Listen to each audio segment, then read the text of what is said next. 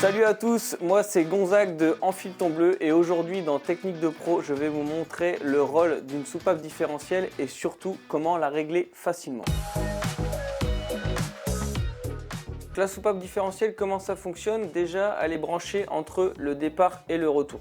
Et donc en fait, ça crée un bypass. Donc, ce qu'on veut, c'est que si jamais tous les radiateurs sont fermés, on assure un débit minimum. Et en jouant avec ma vanne, ma soupape différentielle, je peux justement gérer le passage du débit dans le bypass quand c'est nécessaire. Ça sécurise la pompe à chaleur, c'est que même si tous mes radiateurs sont fermés, ma soupape différentielle va s'ouvrir, va faire un bypass et va me permettre de pouvoir passer dans ma bouteille de mélange et de récupérer mon volume d'eau nécessaire pour un éventuel dégivrage par exemple.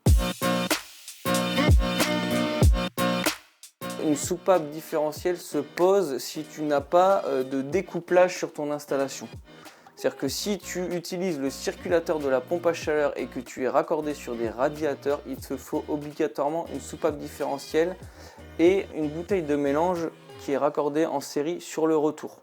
A l'inverse, si tu es sur du découplage ou sur du plancher chauffant non motorisé, une soupape différentielle n'est pas nécessaire. On est sur une pompe à chaleur qui alimente des radiateurs. Si on alimente des radiateurs et que malencontreusement les clients ferment toutes les têtes de radiateurs, on va avoir un problème de débit et on risque un court cycle de fonctionnement de la pompe à chaleur ou tout simplement en mode dégivrage, on va avoir un problème de débit. La soupape différentielle, son rôle, il est simple, c'est que si jamais tout est fermé, elle crée une ouverture pour pouvoir générer un débit minimum au niveau de la pompe à chaleur et assurer le dégivrage correct de la pompe à chaleur. Donc pour vous montrer le réglage facile à réaliser pour régler une soupape différentielle, 90% des pompes à chaleur sont équipées de débitmètre électronique. Donc ça nous permet de visualiser le débit en instantané au niveau de la pompe à chaleur. Ce que je vais faire, c'est que je vais fermer la vanne de départ qui alimente les radiateurs comme si tous les radiateurs étaient fermés. Et je vais vous montrer comment je règle ma soupape différentielle pour qu'elle assure le débit minimum pour que la pompe à chaleur fonctionne correctement.